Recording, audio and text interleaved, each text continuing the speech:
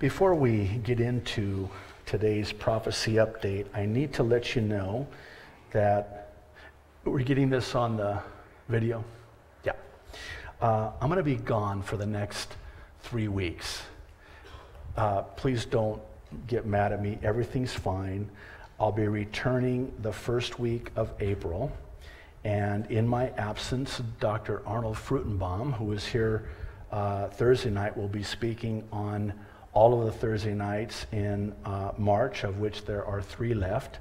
And then on Sunday morning, Pastor James Markwith will be speaking at both services. Now, my first Sunday back happens to be Resurrection Sunday, which means that our next prophecy update won't be until April the 12th. And I'll also be back on my first Thursday back will be April 2nd. And we'll resume our study in 2 Samuel. I just wanted to let you know that. And now let's get into our prophecy update. I want to begin with the speech to Congress by the Israeli Prime Minister Benjamin Netanyahu. I know that you're aware of his invitation by Speaker John Boehner to address Congress, how it has been riddled with the most shameful of controversies. And by shameful, I mean the embarrassing, childish behavior on the part of numerous Democrats, including the U.S. President himself. I don't know how else to say it, but shame on them. Shame on them. Be that as it may, I want to take just a moment and quote from the Prime Minister's speech. It was on Tuesday, and for those of you who have seen the speech, I think you would probably agree that it is amongst the most, if not the most powerful speech ever delivered. I'll even go as far as saying that what he spoke in the speech that he gave to Congress on Tuesday is a speech that a president should give. And that's what a leader looks like. It was kind of interesting this last week. After the speech, they have all of the polls that they take, and as it turns out, Netanyahu has a more favorable rating amongst Americans than the president does. And I know that from some of the comments I get in social media, I know many have said that they wish he were our president, because that's what a president looks like and talks like and sounds like and acts like. Well, there was one part in particular in his speech that I thought was just, I don't know that it could have been said any better. And I want to quote from those parts. Iran and ISIS are competing for the crown of militant Islam. Hold on to that for a moment. I want to come back to it. One calls itself the Islamic Republic, speaking of Iran. The other calls itself the Islamic State, speaking of ISIS. Both want to impose a militant Islamic empire, first on the region and then on the entire world.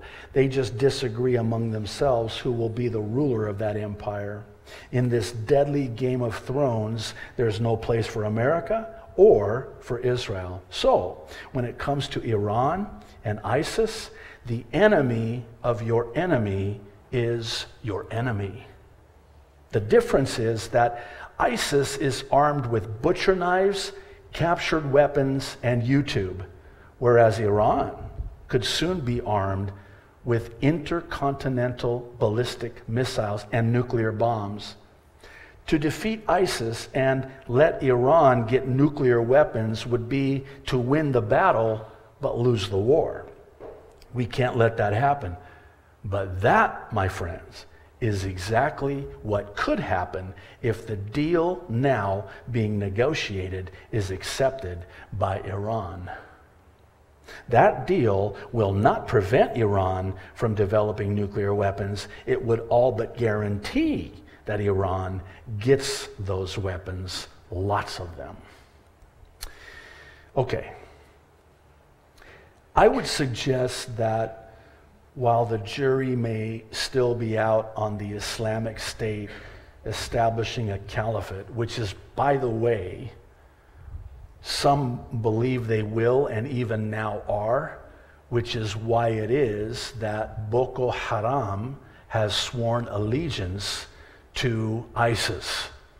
In Islam, the caliph demands that all Muslims swear allegiance if they are recognized as the caliph, and they are going to establish the caliphate.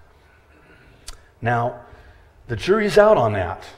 Some would argue that the Islamic State is just a blip on the screen. Here today, gone tomorrow. Flash in the pan, if you prefer. Others say, not so fast. The jury's out. But the verdict is already in on Iran. It's important to understand that the Islamic State is Sunni Islam, and Iran is Shiite Islam. And by the way, I don't know if you know this or not, but the Islamic State, as Sunnis, see the Shiites as apostate. They are to be killed because they are apostate Muslims. Now, I point this out because Bible prophecy, such as the one in Ezekiel 38 and 39, which I know you're familiar with, has Iran winning Netanyahu's aforementioned competition for the crown of Islam. Also throw into this, and I hope it's not going to complicate it, but in Saudi Arabia, you have predominantly Sunni Muslims. There are Shiite Muslims in Saudi Arabia, but the one thing that Saudi Arabia has is Mecca and Medina, and that's a problem. The other issue to keep in mind is that the Saudis are Wahhabis. And, the Saudis are Saudis. I know that's deeply profound, but they're not Wahhabis. And when they were given the Arabian Peninsula, it was called Saudi Arabia, and it was not given to the Wahhabis. If it were, it would have been called Wahhabi Arabia. Does that make sense? Do you know who was a Wahhabi? Osama bin Laden. Now, here's the deal. After this speech this last week by Benjamin Netanyahu, do you know who is in agreement with Benjamin Netanyahu? Saudi Arabia. Saudi Arabia. Very interesting. Now, Saudi Arabia shows up in Ezekiel's prophecy, chapter 38, Sheba and Dedan, known by their ancient name, the Arabian Peninsula. And it's very interesting that when this Russia-Iranian-led alliance of nations attacks Israel, that Saudi Arabia only protests, only questions, are you going to take a spoil? Well, that's the why behind the what. There are Arab Muslims that are actually secretly supporting Israel against Iran. Maybe I can say it this way. Saudi Arabia is scared to death of Iran. Saudi Arabia is scared to death of ISIS too. They're even now bolstering their borders to keep ISIS out as they flood into the United States of America, by the way. And I don't mean to create any kind of fear. God's not given us a spirit of fear, but of power and of love and of a sound mind. And we're not to be afraid. greater is he that is in us than he that is in the world. Now, that's not to say that with Iran winning this war, this battle, that we should be dismissive of ISIS. And the reason I say that is because they seem to have a role in Bible prophecy. And let me explain why I believe that. There seems to be this common denominator between Iran and ISIS in spite of their opposing Islamic ideology. The common denominator is this: the annihilation of Israel. That's where the two meet. Though they're the antithesis one of the other, this is where they meet. Iran outright declares it. ISIS, on the other hand, prophetically claims it. Did you know that they are going according to Islamic prophecy? They have an end times belief as well. In fact, dare I say, pardon me, that in some ways, to our shame, the Muslims seem to take end times more seriously than do the Christians. Before I left for the mainland a couple weeks ago, a brother recommended I read an article titled "What ISIS Really Wants." It was written and published in The Atlantic, and I'd actually seen it in my news feed, but at the time I didn't have the time to read it. It's very lengthy, and I would definitely recommend, that you carve out the time to read it when you're able. Just Google "What ISIS Really Wants," The Atlantic, you'll find it. So I had, it was recommended I read it, and then right after that I get 2 or 3 emails from friends all over saying, "Have you read this article?" Now, you know that proverb that says, not a biblical proverb, that says, when one man calls you a donkey, pay no attention, but when 2 men call you a donkey, get a saddle? Well, I have a lot of saddles, so I obviously knew that I needed to read this article, which I did. In fact, I read it more than once, especially some parts. Now, I don't agree entirely with some of the comments he makes in the article, but on balance, it is a very well-written article, very informative, actually, in terms of what ISIS is all about. What I'd like to do, if you don't mind, is just read a few excerpts from the article. And again, I would really encourage you to read it when you're able.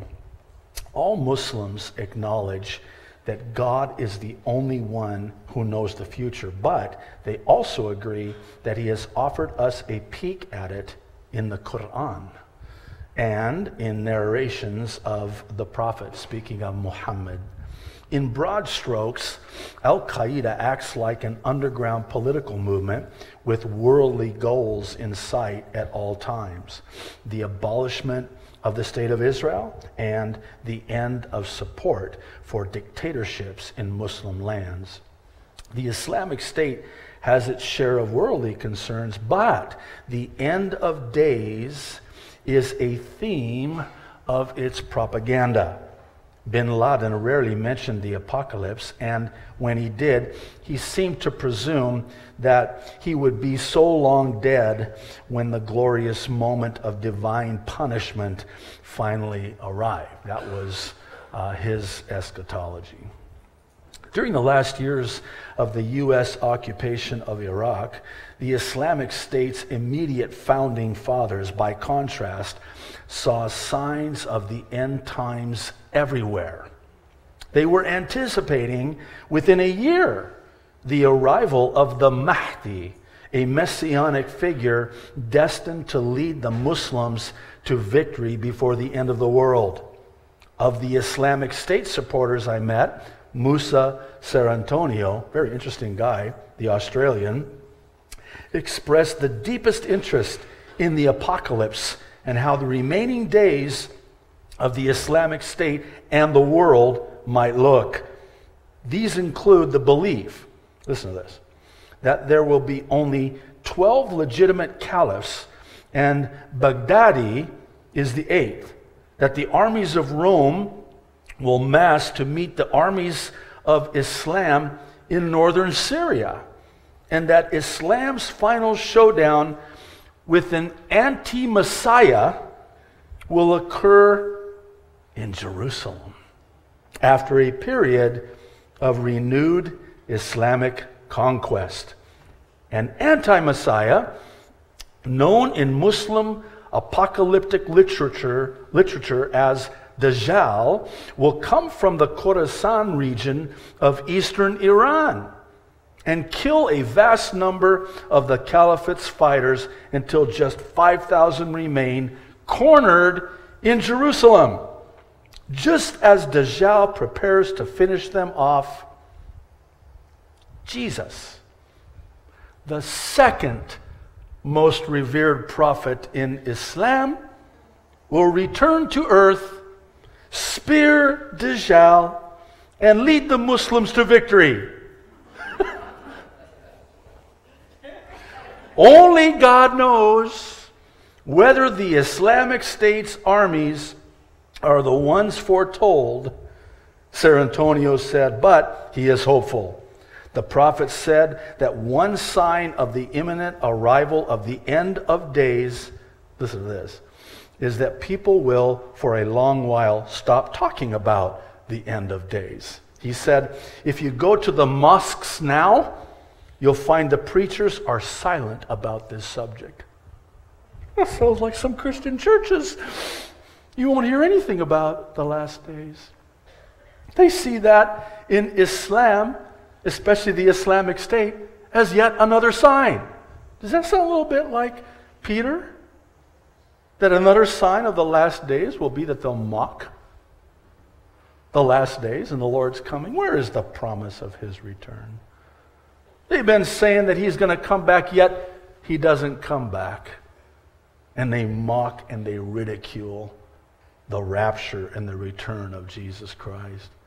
You know, one thing that stands out, and I think if you read the article you'll see this, is that the counterfeit authenticates the genuine. The counterfeit authenticates the genuine. It validates the genuine. That's why, again, you'll never see a counterfeit $70 bill, because there's no such thing as a genuine. You're not going to do a spoof on something that's not the genuine. Otherwise, nobody's going to get it. You're not going to counterfeit something that's not genuine.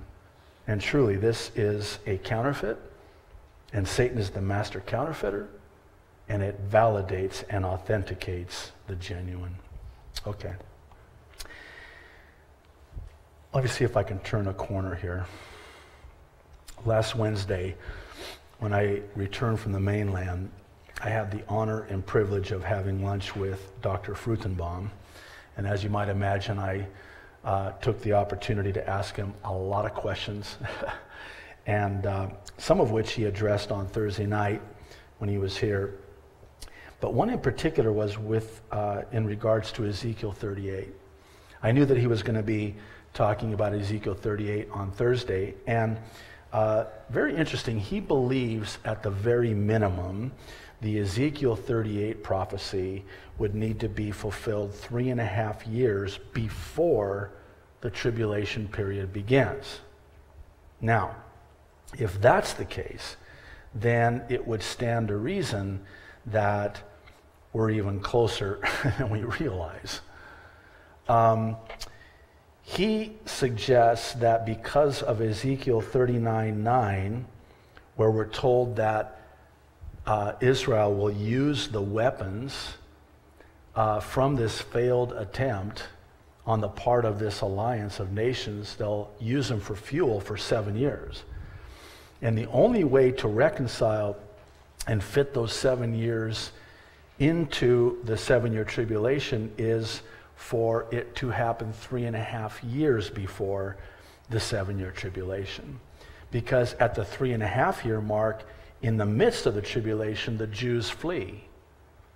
So it's not likely that they're going to take these weapons with them to Petra in modern-day Jordan, which most Bible teachers believe is where the Jews will flee to for the last 3.5 years of the 7-year tribulation.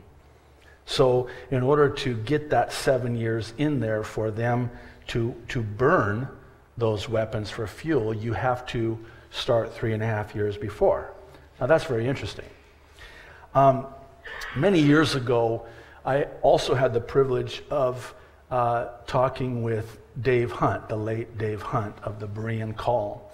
And this was another question that I asked him. Now, Dave Hunt was of the belief that the Ezekiel 38 prophecy would happen at the end of the 7-year tribulation. And when I asked him about the 7 years of burning, he said you cannot build an eschatological scenario around one verse where they have 7 years to burn these weapons. So that's very interesting to me as well. Now, I am one who will be quick to agree, to disagree agreeably. I still believe, and I did ask him about this, because of the mention of Israel dwelling securely. And he even mentioned this on Thursday night. He said, nowhere in the Hebrew do you find the word shalom, peace. It's not peace. They feel confident. They're assured that they're secure. And he cited Netanyahu's speech, talk about confidence. But Israel will, if Israel stands alone, then we will stand alone, and Israel will defend itself by itself. That would, understandably and arguably, that would fit. However, they take the walls down with the bars and the gates. And the only thing that I can come up with that makes Israel feel that secure and that confident is a peace agreement of Daniel 9:27. That's the 7-year. And by the way, Daniel 9:27, most agree, is the beginning of the 7-year tribulation. Where am I going with all this? Well, no matter what scenario you subscribe to, I think you would pretty much have to agree that they all point to the same nearness of the fulfillment of these prophecies. Now, let me just bring it in for a landing this way. We may still have several years. Some of you are going, no. But don't you want to be as ready now as you would be if it weren't for several years from now? Don't you want to be as ready for the rapture today as you would be if it weren't 10 or 20 years from today? Pastor, how could you? Well, it's certainly possible, isn't it? I honestly, candidly, I can't see 20 years. I'm really hard pressed to see even 10 years. Don't look at me like I'm setting dates, because I know some of you are looking at me like I'm not going there, and you shouldn't go there either. No man knows the day or the hour, but we can know that it's near, that it's close. And the common thread throughout the pages of Holy Writ is be ready, be watching, so that when that trumpet sounds, it won't be for you as a thief in the night. It won't catch you off guard. You're always ready, always ready. I hope you are. Would you please stand? We'll pray.